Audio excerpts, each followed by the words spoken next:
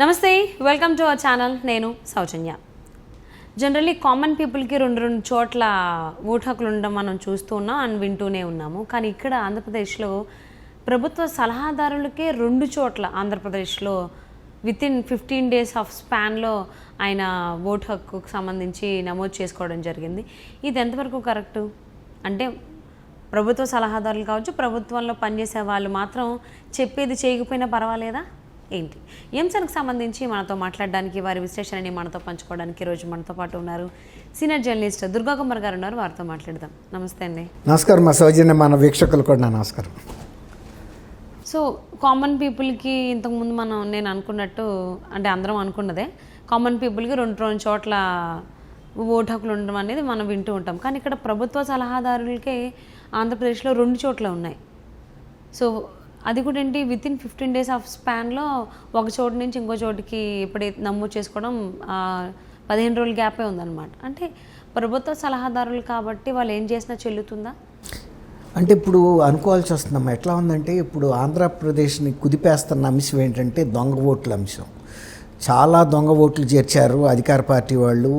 వాలంటీర్లని అడ్డం పెట్టుకుని ఒక్కొక్క నియోజకవర్గంలో 20,000, 30,000 కూడా ఒక శాసనసభ నియోజకవర్గంలో వాళ్ళకు అనుకూలంగా ఉండే వ్యక్తులకి బోగస్ ఓట్లు ఇవన్నీ కూడా చేర్చారనేది పెద్ద రచ్చ జరుగుతుంది. వీటి మీద స్థానిక తెలుగుదేశం ఎమ్మెల్యేలు కానీ, తెలుగుదేశం పార్టీ నాయకులు కానీ, ఎలక్షన్ ఆఫీసర్లకి ఫిర్యాదులు చేశారు. అది ఆధారాలతో చూపిస్తూ. అయినా కూడా వాళ్ళెవరు కూడా చర్య తీసుకోలే. తీసుకోకపోవడంతో దీన్ని వాళ్ళు ఏం చేశారంటే, మళ్ళీ రాష్ట్ర ఎలక్షన్ కమిషనర్లకి, ఎలక్షన్ అధికారులకి ఫిర్యాదు చేశారు. అక్కడ కూడా పెద్దగా చర్య తీసుకున్న పరిస్థితి లేదు. ఇవి ఇప్పుడు సుప్రీంకోర్టు వరకు కూడా వెళ్ళినాయి. అయితే కేంద్ర ఎన్నికల సంఘానికి కూడా వెళ్ళింది. కేంద్ర ఎన్నికల సంఘం అసాధారణ రీతిలో 2 సార్లు ఆంధ్రప్రదేశ్కి వచ్చింది ఈ ఎన్నికల సందర్భంగా సమీక్షించడానికి. ముఖ్యంగా మొన్న మధ్య మళ్ళీ ఉన్నతాధికార బృందం వచ్చింది విజయవాడ. వచ్చి ఒక హోటల్లో వాళ్ళు మీటింగ్ పెట్టి ఎవరిని, జిల్లా కలెక్టర్ని, ఎస్పీలని పిలిపించి, ఇగో నియోజకవర్గాల్లో ఇన్ని దొంగ ఓట్లు ఉన్నట్టు, ఇగో ఇన్ని ఆధారాలతో సహా వచ్చినాయి, మిమ్మల్ని చర్య తీసుకోమని చెప్పినా కూడా మీరేమీ తీసుకోవటం లేదు. ఒకవేళ కనుక మీరు అధికార పక్షంతో మీకున్న మొహమాటం దృష్ట్యా తీసుకోవడానికి మీకేమన్నా ధైర్యం చాలకపోతే ఇప్పుడే మీరు సెలవు పెట్టి వెళ్ళిపోండి స్పష్టంగా చెప్పింది. అంతే తప్ప మీరు కనుక ఈ చర్య తీసుకోకపోతే మాత్రం రేపు ఎలక్షన్ నోటిఫికేషన్ వచ్చిన తర్వాత మేము అధికారికంగా మీ మీద క్రమశిక్షణ చర్యలు తీసుకుంటాం. అప్పుడు చాలా ఇబ్బందుల్లో పడతారు. అది చాలా సీరియస్ యాక్షన్ ఉంటుందమ్మా. ఎట్లా అంటే అది వాళ్ళ రికార్డులో అదే చెప్పబోతాను. అదే ఒక ఐఏఎస్ని కూడా ఆల్రెడీ అది రాజంపేట జిల్లా కలెక్టర్, అప్పుడు తిరుపతి లోక్సభ రిటర్నింగ్ అధికారిగా చేసిన వ్యక్తిని కూడా సస్పెండ్ చేశారు. ఎందువల్ల అంటే ఆయన టైంలో అన్ని ఫిర్యాదులు వచ్చినా కూడా ఆయన ఏమీ యాక్షన్ తీసుకోలే. బయట రాష్ట్రాల నుంచి ఈ బోగస్ కార్డులతో ఓట్లు వేయించడానికి మనుషులు తీసుకొచ్చారు. కార్డులు వేరే వాళ్ళ పేరు మీద ఉన్నాయి, వచ్చిన మనుషులు వేరు, వాళ్ళకి కార్డుకి సంబంధం కూడా లేదు. అట్లా తీసుకొచ్చి దొంగ ఓట్లు వేయించి వాళ్ళని అక్కడ కళ్యాణ మండపాల్లో పెట్టి బస్సుల్లో తీసుకొచ్చి మళ్ళీ పంపించేశారు డబ్బులు ఇచ్చి. ఈ విధంగా ఆ రోజున పనబాక లక్ష్మణ్ గారు తెలుగుదేశం అభ్యర్థి ఎంత మొత్తుకున్నా, ఎన్ని ఫిర్యాదులు చేసినా అవ్వలేదు. ఆఖరికి అది కేంద్ర ఎన్నికల సంఘానికి వెళ్ళి అవన్నీ రుజువులతో ఇప్పుడు బయటపడిన తర్వాత జిల్లా కలెక్టర్ గారి మీద చర్య తీసుకోవాలంటే 1-2 సార్లు కేంద్ర ఎన్నికల సంఘం కూడా ఆధారాలని గట్టిగా రుజువు చేసుకున్న తర్వాత చేస్తారు. ఇంకోటి ఏంటంటే, ఆ తర్వాత వెంటనే ఇంకొక వారం రోజుల తర్వాత 4 CAల మీద, ఇంకొక 4 పోలీస్ కానిస్టేబుల్స్, SI మీద క్రమశిక్షణ చర్య తీసుకున్నారు. వాళ్ళని ఒక 6గురిని అయితే సస్పెండ్ చేశారు. అందులో 2 ఇన్స్పెక్టర్లు ఉన్నారు. ఒక 2 ఇన్స్పెక్టర్లు వేకెన్సీ రిజర్వ్డ్ పోస్ట్ అని పనిష్మెంట్, అంటే సింపుల్ పనిష్మెంట్ లాగా వాళ్ళని పెట్టారు. వాళ్ళని ఏం చేస్తారంటే, ఆ DIG అమిరెడ్డి గారు, అంటే అది తిరుపతి రేంజ్ అనమాట, ఆ రేంజ్లో ఎవరైనా ఇన్స్పెక్టర్స్ లీవ్ మీద వెళ్ళినప్పుడు ఈ వేకెన్సీ రిజర్వ్డ్లో ఉన్న ఇన్స్పెక్టర్స్ని తాత్కాలికంగా అక్కడ విధుల నిర్వహణకు పంపిస్తారు. మళ్ళీ ఆ 10 రోజుల్లో వాళ్ళు ఆ ఇన్స్పెక్టర్లు రెగ్యులర్ వాళ్ళు జాయిన్ అయిన తర్వాత మళ్ళీ వీళ్ళని వేకెన్సీ రిజర్వ్లో పెడతారు. అది పెద్ద శిక్ష అనుకోవడానికి వీలు లేదు. వాళ్ళకి డ్యూటీలు వేస్తూ ఉంటారు, మధ్య మధ్యలో శాలరీలు ఇస్తూ ఉంటారు.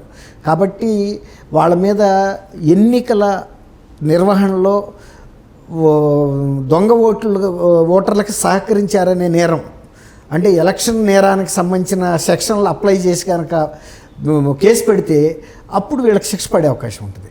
ఓకే, అర్థమైందా? మీరు ఎన్నికల నిర్వహణకి ఏదైనా ఒక చట్టాలు ఉన్నాయి కదా, అది ఈ అధికారులు దొంగ ఓట్లు వేసిన వాళ్ళని ప్రోత్సహించి ఎట్లా వాళ్ళని స్టేషన్లకు తీసుకొచ్చి ఊరికే నామమాత్రంగా కాసేపు కూర్చోబెట్టి పంపించేశారు. వాళ్ళ దగ్గర ఉన్న ఆధార్ కార్డులు కానీ, వాళ్ళకి సంబంధించిన అడ్రస్సులు కానీ, వాళ్ళ పేర్లు కానీ, వాళ్ళ ఫోటోలు కానీ, ఏ విధమైన ఆధారాన్ని కూడా వాళ్ళు అక్కడ పొందుపరచాల. వాళ్ళ స్టేషన్లో దాదాపు 4 పోలీస్ స్టేషన్ల తెలంగాణలో మొట్టమొదటి ఫ్యాక్టరీ అవుట్లెట్ ముకుందా జ్యువెలర్స్ మన కొత్తపేటలో ఫిబ్రవరి 14న గొప్ప శుభారంభం. అందమైన ఈ శుభారంభంలో ఎన్నో విశేషాలు. కొన్నంత బంగారానికి వెండి ఉచితం. VA 2% నుండి 12% మాత్రమే. మేకింగ్ చార్జెస్ లేవు. సిల్వర్ జ్యువెలరీపై 70% exchange value. Mukunda jewellers Kothapet. ఇదిలో జరిగింది హంగామా. ఇంకా కూడా కొన్నిసార్లు జరిగినాయి అన్నోటీస్డ్గా. ఇది అర్బన్ ఏరియాలో అన్నమాట. ఈ తిరుపతి ఈస్ట్, వెస్ట్, తర్వాత అలిపిరి ఇలాంటి పోలీస్ స్టేషన్లో. ఇప్పుడు ఆ ఇన్స్పెక్టర్లు ఎవరైతే ఈ కేసులు బుక్ చేస్తారో వాళ్ళు ఎలక్షన్ నిబంధనల్లో సెక్షన్లు కనుక కోట్ చేసి చేయాలి వాళ్ళ మీద. అది చేయకుండా పెట్టి కేసెస్ అంటే ఎవరో బస్ స్టాండ్ దగ్గర తిట్టుకోవటమో, లేకపోతే తోసుకోవటమో, ఘర్షణ పట్టడమో, చిన్న చిన్న ఇష్యూస్, అలాంటి పెట్టి కేసెస్ పెట్టినప్పుడు ఏంటంటే ఒక 100 రూపాయలు 50 రూపాయలు జరిమానా వేసేసి వదిలేస్తారు. అట్లా చేసి వాళ్ళకి సహకరించారు వీళ్ళు. ఓకే, ఇప్పుడు వాళ్ళ మీద అట్లాంటి కేసులు పెట్టకపోవటం అనేది, ఇప్పుడు వాళ్ళు అలా ఎందుకు వ్యవహరించారంటే ఆ రోజున పోలీసు ఉన్నతాధికారులు వాళ్ళకి ఆ రకమైన దిశానిర్దేశం చేశారు. ఈ పెద్ద సీరియస్ కేసులు పెట్టొద్దు మీరు, ఈ ఎంత వేస్ట్ అంటే వచ్చిన వాళ్ళు మనాళ్లే కదా, అధికార పార్టీకి చెందిన వాళ్ళు, ఈ కేసులు పెడితే మళ్ళీ రేపు ఇబ్బంది, ఎలక్షన్ రిజల్ట్ కూడా విత్హోల్డ్ అయిపోతాయి ఇన్ని కేసులు దొంగ ఓటర్ల మీద పెట్టినప్పుడు. కాబట్టి అసలు ఒకసారి ఎలక్షన్ రద్దు కూడా అయిపోతుంది. అందువల్ల ఆ రకంగా వాళ్ళకి సహకరించారు ఈ పోలీస్ అధికారులు. అంత నేరం చేసిన పోలీస్ అధికారులని సింపుల్లీ సస్పెండ్ చేయటమే చేస్తే మళ్ళీ సస్పెన్షన్ రివోక్ చేసే అధికారం DIG గారికి ఉంటుంది. ఒక నెల రోజుల తర్వాత చేస్తాడు. అట్లాగే వేకెన్సీ రిజర్వ్డ్కి వెళ్ళిన వాళ్ళని మళ్ళీ రెగ్యులర్ డ్యూటీల్లో వేస్తారు ఎక్కడోసారి పోస్టింగ్స్. కాబట్టి ఇది ఒక పథకం ప్రకారం జరిగిన చర్యగా మనకు కనపడుతుంది. కానీ సజ్జల రామకృష్ణారెడ్డి గారు లాంటి ఒక సలహాదారు క్యాబినెట్ మంత్రి కాకపోయినా ఆయనకి క్యాబినెట్ మంత్రి కన్నా ముఖ్యమంత్రి తర్వాత స్థానంలోనూ, ఒక్కొక్కసారి ముఖ్యమంత్రి కన్నా పై స్థానంలో ఉన్నట్టుగా భావించాలి. ఎక్కువ అధికారాలను ఈయనే వినియోగించుకుంటాడు ప్రభుత్వంలో. ప్రభుత్వ నిబంధనలు ఆయనకు తెలుసు. ఆయన కుటుంబ సభ్యులు మార్చి 13వ తారీఖున పొన్నూరు నియోజకవర్గంలో ఆయన భార్య, కుమారుడు, కోడలు ఫామ్ 60 సంతకాలు పెట్టి పంపించారు. ఫామ్ 6 పూర్తి చేసి పంపి ఓటర్లుగా పెట్టారు. అక్కడ ఎలాగో వాళ్ళకి డోర్ నెంబర్ కూడా లేదు, పలానా ఇంట్లో ఉన్నట్టు కూడా. డోర్ నెంబర్ లేకపోయినా కూడా వాళ్ళకి ఓటు కేటాయించేశారు పొన్నూరులో. మళ్ళీ అదే వ్యక్తులు 27, 10, 23వ తారీఖున మంగళగిరి నియోజకవర్గం, 2 పక్క నియోజకవర్గాలే. వాళ్ళు అసలు 13 ఏమో పొన్నూరులో అయితే 27 ఏమో అంటే దాదాపు 14 రోజులు 15 రోజుల వ్యవధిలో ఇక్కడ ఇచ్చారు. అదే ఫామ్ 6, అదే వ్యక్తులు, అదే సంతకాల్లో. ఇక్కడ కూడా డోర్ నెంబర్ లేకుండానే ఆయనకి ఓటు కేటాయించేశారు. ఇప్పుడు ఆ ఎన్నికల అధికారులు ఇప్పుడు రాష్ట్రంలో జరుగుతున్న దొంగ ఓట్ల ప్రహసనంలో ఇది కూడా ఒక భాగంగా ఉందంటే, ఇంత పెద్దవాళ్ళు కూడా చేరారంటే ఎవరైనా అనుమానించాల్సి వస్తుంది. అంటే ఇప్పుడు ఈ విషయం మనకి టీడీపీ నాయకులు దుల్లిపల్ల నరేంద్ర గారు చెప్పారు కదా, సో ఆయన సెక్షన్ 30 ప్రకారం కూడా యాక్షన్ తీసుకోమంటున్నారు కేంద్ర ఎన్నికల సంఘాన్ని. మరి తీసుకోవాలి. ఇప్పుడు చట్టానికి ఎవరు పెద్దవాళ్ళు కాదు కదమ్మా. ముఖ్యమంత్రి అయినా, ఒక సామాన్యుడైనా, ముఖ్యమంత్రి సలహాదారైనా ఒకటే. ఒక ఎలక్షన్ నేరం చేసినప్పుడు ఇప్పుడు అదే కదా మనం చెప్పేది. ఎలక్షన్ నేరం ఈ పోలీస్ అధికారులు కూడా చేశారు, దొంగ ఓటర్లని శిక్షించకుండా వదిలేసేసి. అట్లాంటప్పుడు వాళ్ళ మీద చర్య తీసుకోవాలి. సజ్జల రామకృష్ణారెడ్డి గారి మీద కూడా కఠినమైన చర్యలు తీసుకుంటే ఎంత పెద్దవాళ్ళైనా. అంతెందుకు మా రమేష్ గారిని ఎలక్షన్ కమిషనర్గా చేసిన వ్యక్తికి దుగ్గిరాల్లో ఓటు హక్కు తీసుకోవడానికి ఆయన సుప్రీంకోర్టు దాకా వెళ్లాల్సి వచ్చింది. ఆ వ్యక్తికేమో జినియన్గా ఆయనకు పొలం ఉంది, ఇల్లు ఉంది. ఈయన సజ్జల రామకృష్ణారెడ్డి గారి శాశ్వత అడ్రస్ ప్రశాంతి నగర్, ఇక్కడ హైదరాబాద్లో గచ్చిబౌలి ఏరియా అనుకోండి దాదాపుగా, అక్కడ ఉంటాడు ఆయన. అలాంటప్పుడు ఆయనకేమో ఓటు హక్కు ఇచ్చారు, పోలీస్ కమిషన్ అది ఎలక్షన్ కమిషనర్గా చేసిన ఒక ఐఏఎస్ అధికారి భూమి ఉంది, ఆయన పేరు మీద భూమి ఉంది, ఇల్లు ఉంది అని ప్రూఫ్లు చూపిస్తే ఇవ్వాల. దీన్ని బట్టి ఏం అర్థం చేసుకోవాలి? క్యాన్సిల్ చేశారు. ఆయన అక్కడికి వెళ్ళి తెచ్చుకున్నాడు వేరే మాట. కానీ దీన్ని బట్టి ఏమర్థం చేసుకోవాలి? అధికార పక్షం వాళ్ళకు ఒక రకంగాను, అధికారులు ఐఏఎస్ అయినా ఐపీఎస్లు అయినా సరే వాళ్ళనేమో సెకండ్ గ్రేడ్ సిటిజన్స్గా ట్రీట్ చేశారు. దీన్ని ఒక క్లాసిక్ ఎగ్జాంపుల్గా తీసుకుని కేంద్ర ఎన్నికల సంఘం కనుక క్రమశిక్షణ చర్యలు తీసుకుంటే ఎన్నికల నియమావళిని ఉల్లంఘించినందుకు అది కేంద్ర ఎన్నికల సంఘానికి దమ్ముందని అనుకోవటానికి వీలుంటుంది. లేదు వాళ్ళు కూడా కేంద్ర ఎన్నికల సంఘం కూడా సజ్జల రామకృష్ణారెడ్డిగా అధికారం ముందు నథింగ్ అని అంటే ఏమి చర్య తీసుకోలేరు. అదే ఆయన ఉండేవాడు కదండి శేషన్, ఇద్దరు పూర్వకాలంలో శేషన్ గారిని ఒక ఆయన కమిషనర్, ఇలా కేంద్ర ఎన్నికల కమిషనర్గా చేశాడు, సీనియర్ ఐఎస్. ఆయన అంటే టెర్రర్. అలాంటి కమిషనర్లు ఉంటే ఇలాంటి వాళ్ళ మీద చర్యలు తీసుకోగలిగేవాళ్ళు. ఆయన అంతా ఉన్నారు కాబట్టి డిసిప్లిన్డ్ గా ఇప్పుడు దాకా మాట్లాడుతున్నారా లేరా? ఇప్పుడు ఆయన లేడు, చనిపోయారు. ఆయన పేరు ఇప్పటికీ మనం మాట్లాడకుండా మీ ద్వారా మాకు తెలుస్తోంది. ఇప్పుడు అలాంటి శక్తివంతమైన స్ట్రిక్ట్ ఆఫీసర్లు కమిషనర్గా ఉండారని మనం అనుకోలేము. కేంద్ర ఎన్నికల సంఘంలో కావచ్చు, రాష్ట్ర ఎన్నికల సంఘంలో ఉన్నారా?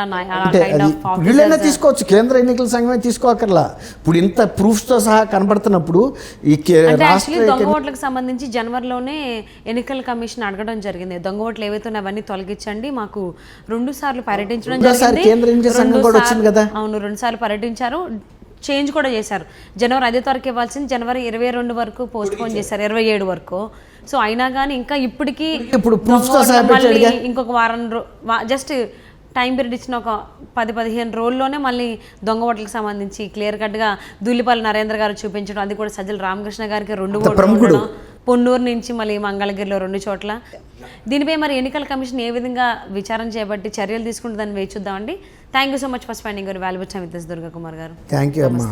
సౌజన్య వీక్షకులు కూడా నమస్కారం.